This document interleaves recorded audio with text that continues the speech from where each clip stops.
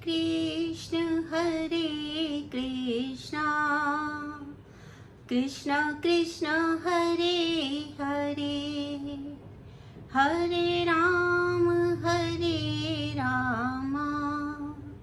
राम राम हरे हरे। हरे कृष्णा सभी भक्तों को मेरा दंडवत प्रणाम। आज मैं आप सभी से एक ऐसा विषय साझा करूंगी जिसको सुनकर आपका मन आह्लादित हो जाएगा।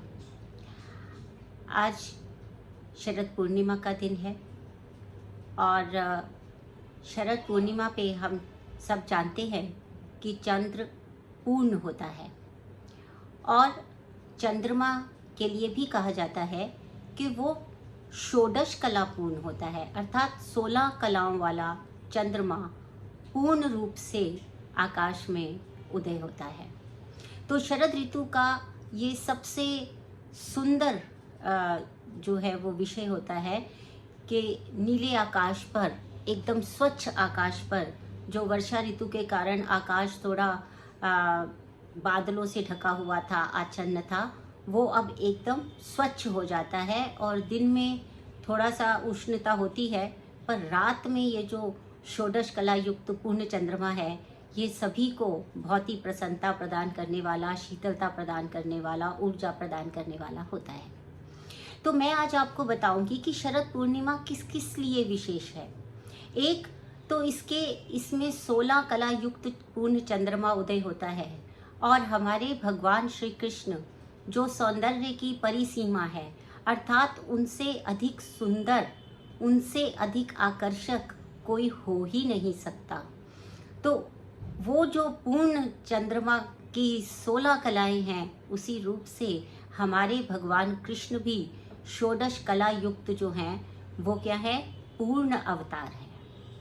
तो ऐसा वर्णन आया है कि इसलिए पूर्ण शरद पूर्णिमा पर जो भगवान कृष्ण हैं उन्होंने एक बार महारास का आयोजन किया वृंदावन के निधि वन में। और भगवान की जो यहाँ पर षोडश कलाएं हैं, ऐसा वर्णन जो है वो रास पंचाध्यायी में मिलता है। रास पंचाध्यायी में बताया गया है कि इस महारास की क्या विशेषता थी। ये जो महारास था, इसके आध्यात्मिक और लौकिक दोनों ही लाभ थे। तो भगवान कृष्ण की जो षोडश कलाएं हैं, जो 16 कलाएं हैं, वो क्या है? श्री अर्थात धन संपदा, पूरा ऐश्वर्य। भू अर्थात अचल संपत्ति, जो भी ये पूरा संसार है ये सब का सब भगवान की संपत्ति है। कीर्ति अर्थात यश या प्रसिद्धि। इला अर्थात वाणी की सम्मोहकता, यानी कि वाणी उनकी इतनी मधुर है। लीला आनंद उत्सव, जितनी लीलाएं भगवान कृष्ण ने की हैं इस धरती पर अवतार लेकर, ऐसी लीलाएं कहीं और वर्णित कहाँ। तो उनकी कांति अर्थात सौंदर्य और आभा। विद्या अर्थात मेधा बुद्धि। विमला पारदर्शिता। उत्कर्षिणी प्रेरणा और नियोजन, किस प्रकार से भगवान प्रेरणादायी है वो हमें भगवत गीता जी में बहुत ही स्पष्टता से पता चल जाता है। और ज्ञान, नीर क्षीर विवेक, अर्थात सही क्या है गलत क्या है इसका विवेक कौन बताने वाला है? भगवान कृष्ण।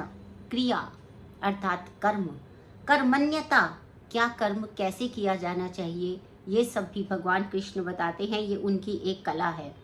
फिर उनकी एक कला है योग, अर्थात चित्त का लीन हो जाना, अर्थात चित्त को परमात्मा से योग कर देना, अर्थात चित्त को संयमित कर लेना, योग है।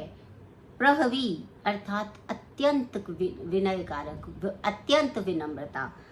तो सत्य है, यथार्थ है, परम सत्य है। इसरा आधिपत्यवान, सबसे अधिक सभी की अध्यक्षता करने वाले, इस त्रिगुण प्रकृति की भी अध्यक्षता करने वाले हैं भगवान कृष्ण।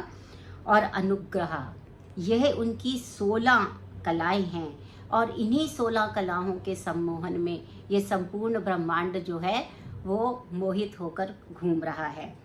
तो ऐसे ही इसी सम्मोहन में बंध कर ही जब भगवान ने शरद पूर्णिमा के दिन स्वच्छ आकाश में चमकते हुए चंद्रमा के साथ निधि वन में जब वो गए और उन्होंने अपनी दिव्य वंशी वादन किया, तो उस दिव्य वंशी की जो तान थी वो सुनकर सारी गोपियाँ, सब लोग जो है वो खींचे चले आए। हमने देखा है कि भगवान की बंसी जब बजती है तो मनुष्य, पशु पक्षी सब स्थिर होकर सिर्फ क्या करने लगते हैं, वो भगवान की वंशी का श्रवण करके उसको धारण करने लगते हैं और वहीं के वहीं स्तब्ध होकर रह जाते हैं। उनको अब कहीं और जाना नहीं है। तो ऐसे भगवान ने जब अपनी बंसी की तान छेड़ी तो सारी गोपियाँ, महारास आयोजन था, सब गोपियाँ जो है सब काम छोड़कर भगवान श्री कृष्ण की मधुर गान की ओर आकर्षित हो गई। मगर भगवान तो भगवान है। अब भगवान ये देखना चाहते थे कि ये जो गोपियाँ इस तान को सुनकर आ रही हैं, वास्तव में क्या इनके भीतर कहीं तान, यानी कि इनके भीतर कोई काम वासना तो नहीं है। ये किसी काम वासना के कारण तो नहीं आ रहे हैं, क्योंकि भगवान का ये जो महारास आयोजन है ये किसी काम वासना का प्रश्न नहीं था। ये तो उस भाव विशुद्धि और उस पवित्रतम प्रेम का प्रतीक था, जिसे कि संसार को समझने में बहुत समय लगता है। इसलिए भगवान को के लिए कहा भी गया है कि जो भगवान योगी मुनि इन सब की कई वर्षों की तपस्या से भी प्रसन्न नहीं होते, वो भगवान जो है वो गोपियों की थोड़ी सी छाछ के लिए उनके पीछे पीछे घूमते हैं। तो भगवान किसके भूखे हैं? भाव के, प्रेम के। और प्रेम कैसा? काम वासना मुक्त प्रेम, काम वासना युक्त प्रेम नहीं, निष्काम प्रेम। तो भगवान अब क्या करते हैं कि उन्होंने गोपियों की परीक्षा लेने के लिए उन्हें क्या किया, जब वो वहाँ आ गई तो उन्होंने वहाँ पर उनको वैराग्य का उपदेश दिया, सतित्व का उपदेश दिया कि भाई तुम अपना घर सब कुछ छोड़ के आ गई। तो भगवान ने कहा कि स्त्री सुलभ जो सबसे उत्तम जो स्त्री का अलंकार है वो क्या है? स्त्री का जो अलंकार है वो वास्तव में क्या है? उसका सतित्व, उसकी निष्ठा, उसका समर्पण, उसका त्याग। तो भगवान ने उन्हें वो उपदेश दिया। मगर गोपियाँ क्या हैं कि गोपियाँ जो हैं वो तो विशुद्ध भक्त हैं। अब ये ऐसी भक्त हैं कि उन्होंने समझ लिया कि भगवान परीक्षा ले रहे हैं। तो उन्होंने भगवान को उत्तर दिया कि हे भगवान, हमारी परीक्षा मत लीजिए, क्योंकि हमें पता है जो हमारे पति हैं वो हमारा पालन पोषण करते हैं, जो हमारे पुत्र हैं, संतान है, वो हमें मृत्यु के पश्चात पिंडदान करके हमें नरक द्वार से तार भी देंगी, स्वर्ग द्वार तक ले भी जाएंगी। परंतु ये सब क्या होगा? ये सब नश्वर है। ये जो भी भौतिक संसार है ये नश्वर है। इसीलिए इसके अंदर जितने भी हम प्रेम करते हैं, जितना भी हमारा स्नेह है, जितने भी हमारे नाती बंधु सब जो है वो है संबंध है किसी भी प्रकार के, वो सब के सब क्या है? नश्वर हैं।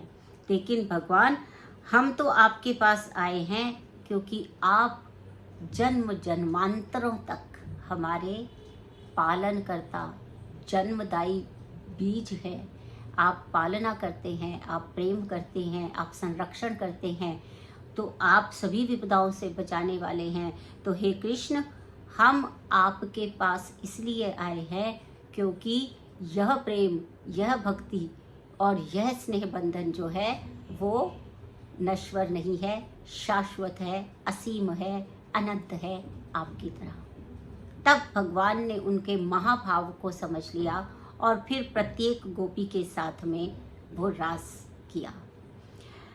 तो यहाँ पर क्या है कि यह एक जो महारास का आयोजन था ये अत्यधिक आध्यात्मिक था, क्योंकि आत्म साक्षात्कार के लिए ही भगवान ने गोपियों और राधा जी को वहाँ बुलाया था।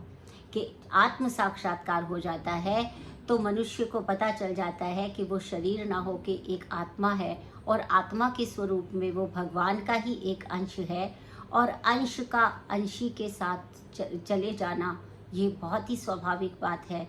इसमें कोई वासना नहीं है, इसमें केवल प्रेम है, और केवल वो जो स्वाभाविक जो प्राकृत प्रेम है वही यहाँ पर जो है वो प्रकट होता है। तो भगवान ने यहाँ लीला पुरुषोत्तम श्री कृष्ण जो थे वो आप्त काम कहा गया है उनको, अर्थात वो कामनाओं से बहुत ऊपर हैं और इसीलिए उन्होंने अपनी आह्लादिनी श्री राधा के साथ में इन गोपियों के साथ रास रचाया। और जो चंद्रमा है, चंद्रमा की भी 16 कलाएं हैं, जिसमें अमृत, मनदा, पुष्प, पुष्टि, तुष्टि, धृति, शासनी, चंद्रिका, कांति, ज्योत्सना, श्री, प्रीति, अंगदा, पूर्णामृत प्रतिपदा, ये 16 कलाओं से संयुक्त शरद पूर्णिमा इसलिए भी महत्वपूर्ण मानी जाती है क्योंकि इस समय चंद्रमा पृथ्वी के सबसे अधिक पास में होता है और इसके कारण उसका जो शीतल किरणें हैं उनका जो प्रभाव होता है वो पृथ्वी पर बहुत ही अच्छा पड़ता है। ऐसा बताया गया है अध्यात्मवेत्ताओं के द्वारा कि जो रावण था वो भी शरद पूर्णिमा के दिन जो ये चंद्रमा की रश्मियाँ थीं इनको अपनी नाभि पर ग्रहण करता था, इसीलिए जो उनकी नाभि थी वो बहुत अधिक बल युक्त थी और उसी में ही उनके प्राण थे। और इसी प्रकार से बताया जाता है कि इसी शरद पूर्णिमा के दिन जो है महर्षि वाल्मीकि जो है उनका जन्म हुआ था। इसी चंद्रमा के ये जो कथानकों के अनुसार महालक्ष्मी और माता महालक्ष्मी और महर्षि वाल्मीकि का जन्म शरद पूर्णिमा को ही हुआ था और भगवान शिव और माता पार्वती के जो ज्येष्ठ पुत्र है कार्तिकेय, उनका भी जन्म शरद पूर्णिमा के दिन ही हुआ था। और नारद पुराण के अनुसार भी माना जाता है कि इतनी सुंदर ये रात्रि होती है कि इस समय माँ लक्ष्मी जो है वो धवल चांदनी में माँ लक्ष्मी पृथ्वी में मनोहर दृश्यों का आनंद उठाने के लिए वहाँ पर विचरण करती हैं और जो भी उनकी आराधना करता है उस समय वो उसको अपना पूर्ण वरदान प्रदान करती हैं। यही नहीं, यदि लौकिक और प्रभाव की बात की जाए तो आयुर्वेद में ऐसा बताया गया है और ऋषियों ने ऐसा बताया कि इस समय में जो खीर है उसको बनाया जाता है और उसको रात्रि के लिए चंद्रमा की किरणों में रख दिया जाता है और फिर सुबह उसको ग्रहण किया जाता है। ये प्रातःकाल ग्रहण करने से क्या होता है कि वो जो भीतर की जो शक्ति है, जो व्याधि क्षमत्व बल है वो बढ़ता है और जो भी रोग वर्षा ऋतु में, क्योंकि सबसे अधिक वात का प्रकोप होता है और इसीलिए बहुत अधिक व्याधियां वर्षा ऋतु में होती हैं, तो उन सभी व्याधियों को समाप्त करता हुआ ये जो शरद ऋतु है इसमें जो पान किया जाता है, जो ये प्रसाद ग्रहण किया जाता है, उनसे मुक्ति दिलाता है। और शरद पूर्णिमा के दिन जो है रोगों से मुक्ति, व्याधि क्षमत्व, बल की वृद्धि, ये सब भी इसका जो है वो प्रभाव होता है। तो इस प्रकार से शरद पूर्णिमा न केवल आध्यात्मिक दृष्टि से अपितु लौकिक दृष्टि से भी बहुत लाभकारी ऋतु होती है और हम सब शरद पूर्णिमा के दिन माता लक्ष्मी, भगवान श्री कृष्ण, इन सब का बहुत बहुत अभिवादन करते हैं, बारंबार इन्हें प्रणाम करते हैं। हरे कृष्णा हरे कृष्णा।